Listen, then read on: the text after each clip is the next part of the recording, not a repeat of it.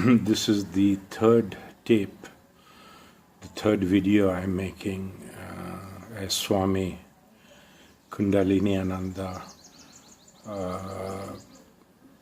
perhaps as a backup to the concepts in my book 21 Steps to Nirvana. And I would like to expand on a concept that we covered yesterday, that of ripping off the leaves from the ego tree. And it occurs to me that most people will say that it's not clear as to what exactly that entails, and I can see that that needs to be clarified. Well, let's start by comparing myself to one of the richest men in the world, Bill Gates of Microsoft. And certainly when I compare myself to him, I feel rather inadequate because he has achieved so much in his life in terms of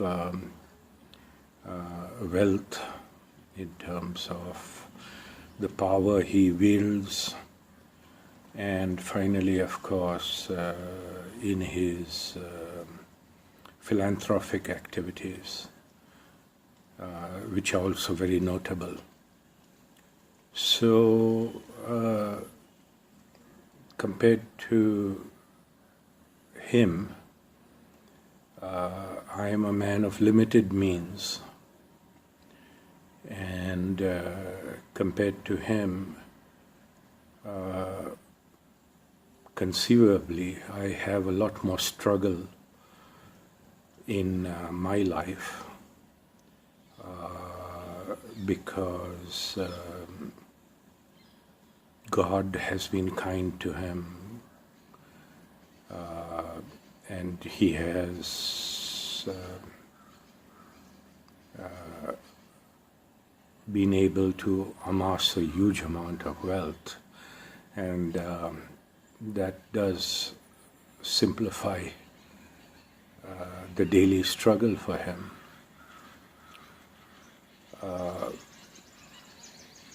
On the other hand, let me compare myself to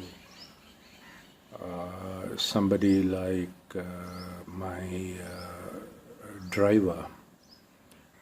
Being in India, it is quite common to have a chauffeur. We don't call them chauffeurs, we call them drivers. And quite frankly, their salary and lives are miserable. Of course, they have to put in the obligatory 8 and sometimes 12 hours of duty per day. They often are paid just sufficient to keep body and soul together, especially if they have a family, and they generally live in the slums because theoretically at least the slums are free. And in other words,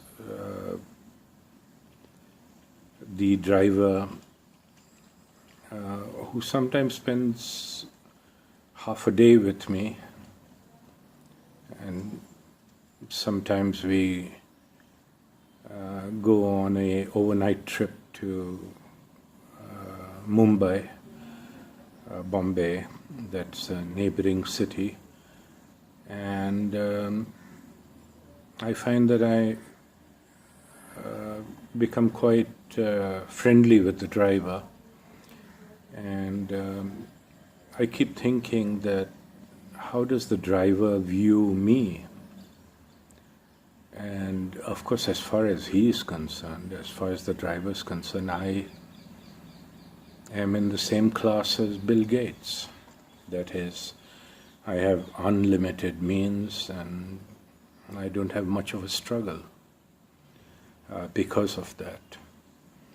When he compares his life to mine,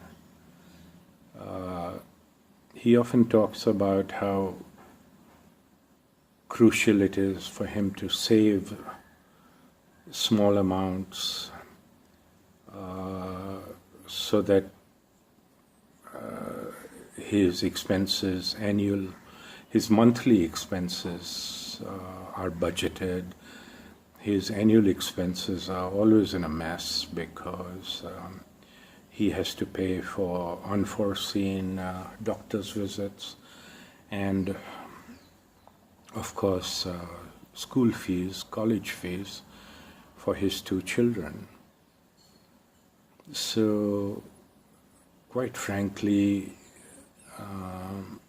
as far as he's concerned, I am Bill Gates. I even own my own car, and that in itself qualifies me for ultra rich. But then when I look at my life, I see that it has always been a struggle, and I don't see much of a difference between my life and Bill Gates' life, because Bill Gates' life has also always been a struggle. And how do I know that? The reason I can speak about that confidently is because life is a struggle. So then we talk about the relative nature of struggle, that who is having to go through an extreme struggle versus who is going to go through a not a normal struggle. And the answer, of course, is that everybody, each human being, has to go through struggle, and it's probably universally true that struggle by its very definition means difficulty. And my best guess is that everybody's struggles are equivalent, regardless of the results. And this somehow doesn't seem right. But let us look at the effect of struggle, and we begin to see right away that why struggle is so important. And the point is, of course, is that if there was no struggle, there would be no need to get rid of the ego. Struggle implies suffering. The inevitability of suffering is well established. Everybody suffers the human condition. Yes, love is a beautiful thing, but even love causes you to suffer. So similarly, I guess money is a beautiful thing, but money and trying to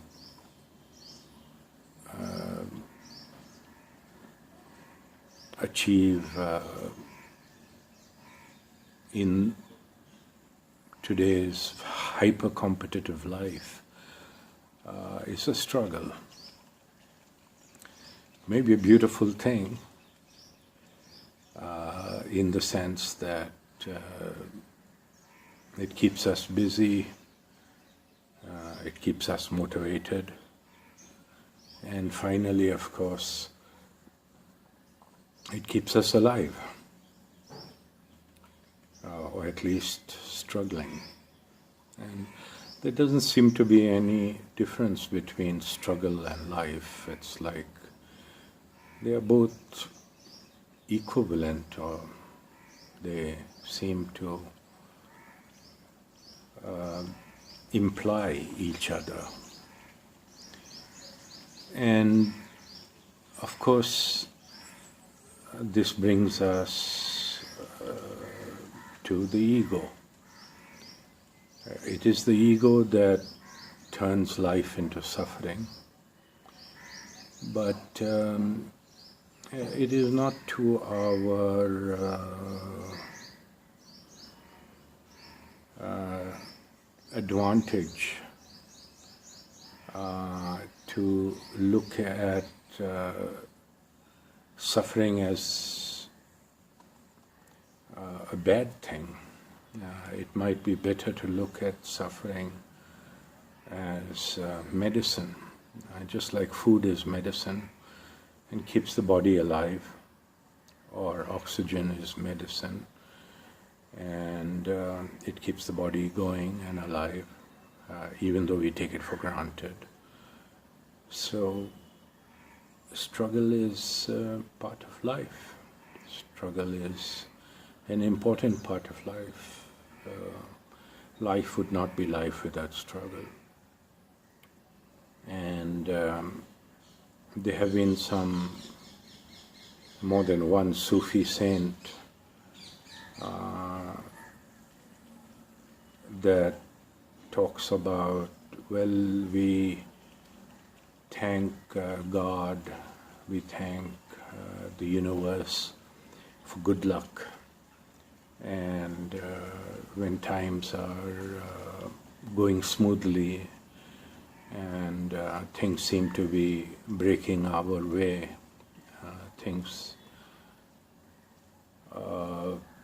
seem to be less of a struggle sometimes. And we always use words such as thank God and oh, that's wonderful, oh, this is beautiful, life should always be this way, and oh, I'm so lucky.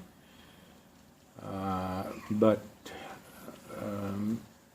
the Sufis that I'm mentioning say that we should equally be ready to praise God, praise the universe, thank the universe for suffering, for troubles, that essentially there is not much difference between good luck and bad luck. And in a larger sense, this is a well-known concept. I'm not breaking any new ground here, but it leads to the next aspect I want to talk about, and that is the ego as the cause of this suffering.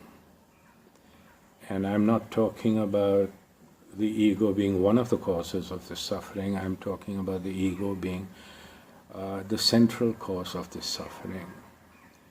And how can we use the suffering, which is quite disturbing actually. How can we use this disturbance in our lives to attack the ego? And of course, the first point is that we have to connect the ego to the suffering. And the example that I would like to give you is pretty extreme. Assuming that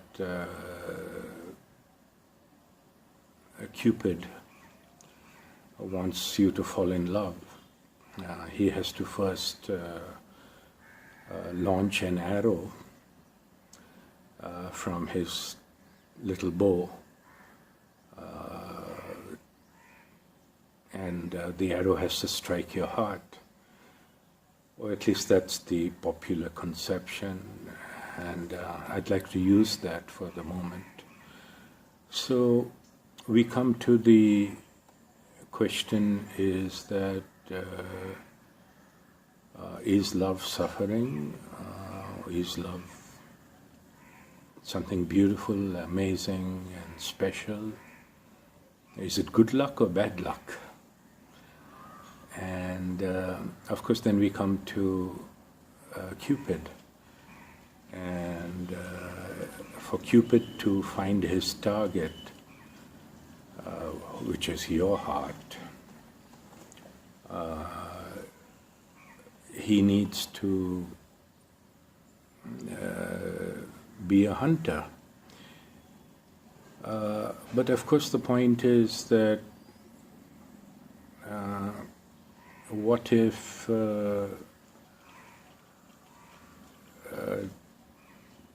you don't exist?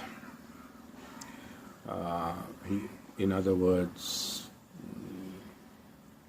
you aren't solid enough to be a target. You've disappeared, or you've become invisible, or you are no longer a solid human being, but the arrow can pass harmlessly through you. In other words, the arrow doesn't find its target. And you can see that in that case, there won't be love and there won't be suffering. So, getting rid of the ego is literally like getting rid of you, getting rid of your personality, and getting rid of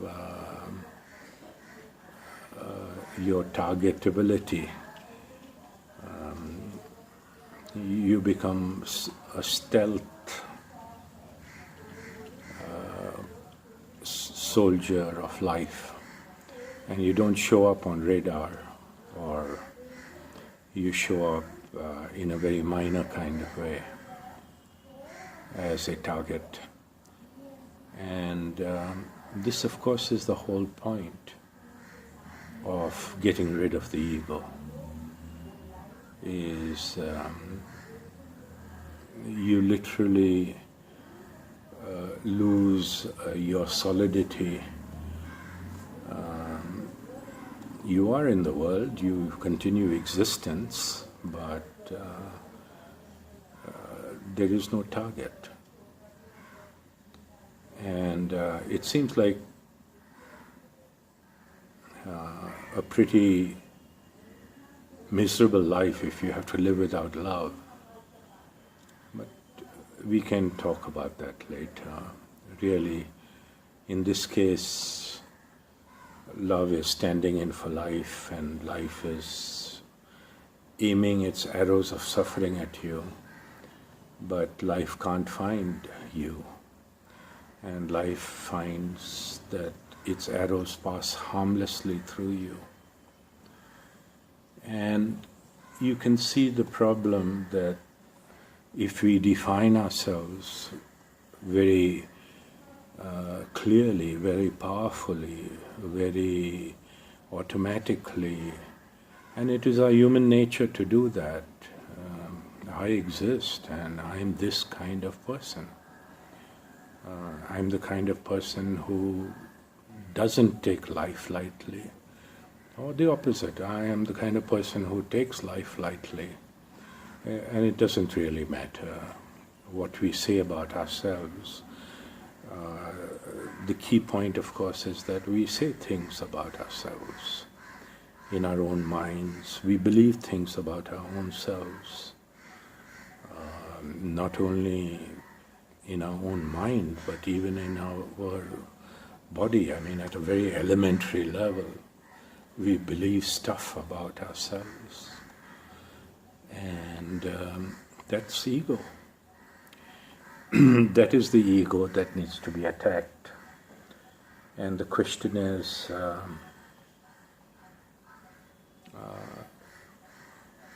how to attack the ego. And sometimes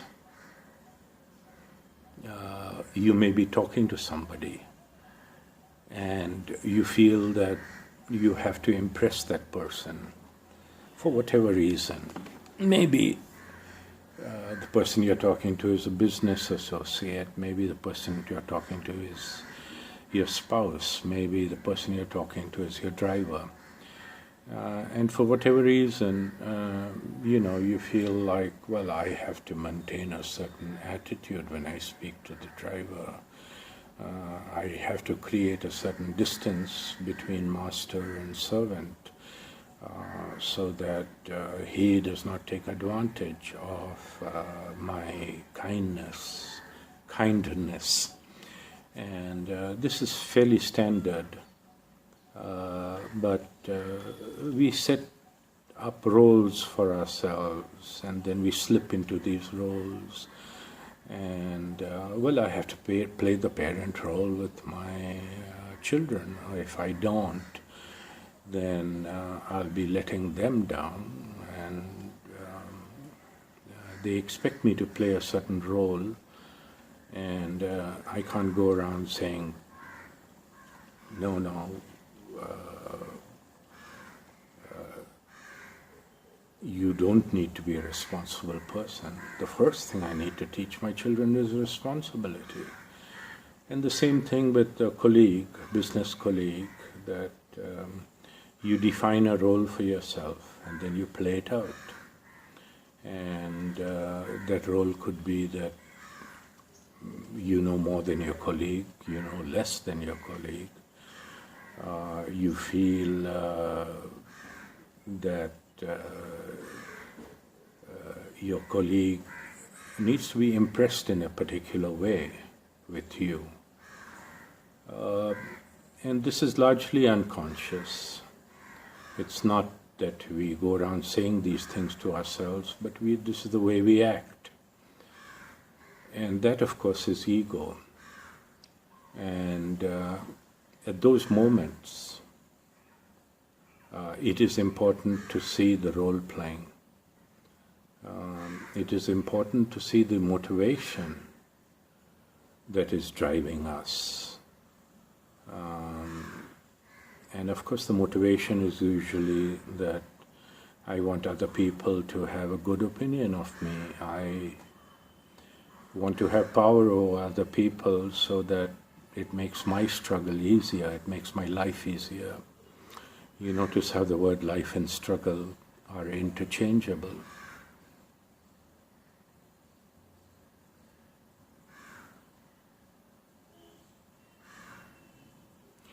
But of course, what if we are able to see through this illusion, and the illusion starts by saying, I am such and such person, I am this kind of person, I am not that kind of person. And usually it's a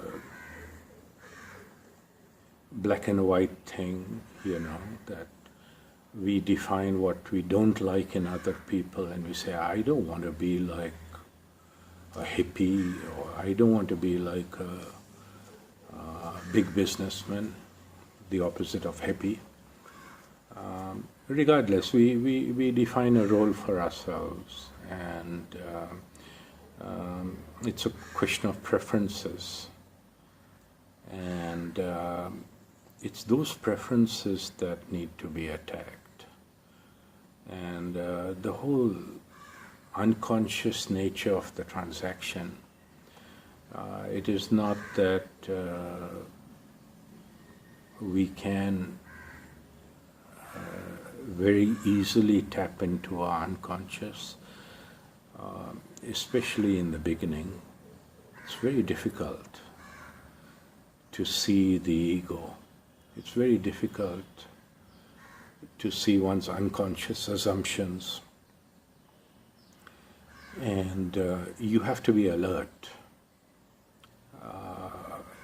And perhaps this is where meditation comes in, that meditation makes you more sensitive to your inner states.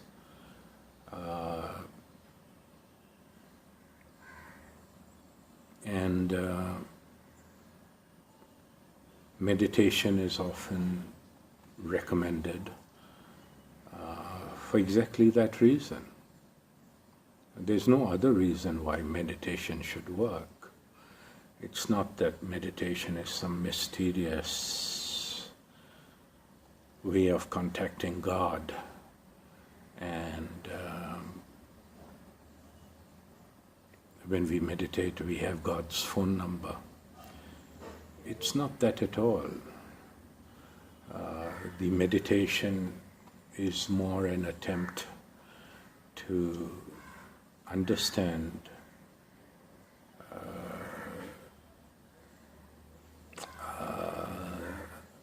your ego, to see your ego. In the beginning, it's not a question of understanding the ego, it's simply a matter of seeing the ego. And once you begin to see the ego, then events can move fairly rapidly, in that you can then address that issue. And if you see it once, sometimes that's more than enough. Because if you see yourself doing it once, like, well, I'm putting on this role, I'm putting on a deeper voice, I'm pushing my shoulders back and talking in a way that is meant to impress the other person that I know what I'm talking about, and he or she better accept it because of my greater mental capacity, because of my greater experience, because of my greater age, or just because of my greater ego.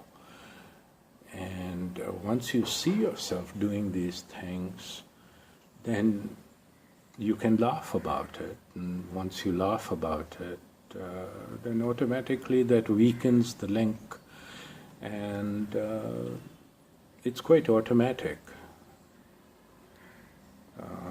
that it begins to lose its power over you. And as I mentioned yesterday, think about doing this every day for years together, and that ego tree begins to look much smaller than it used to.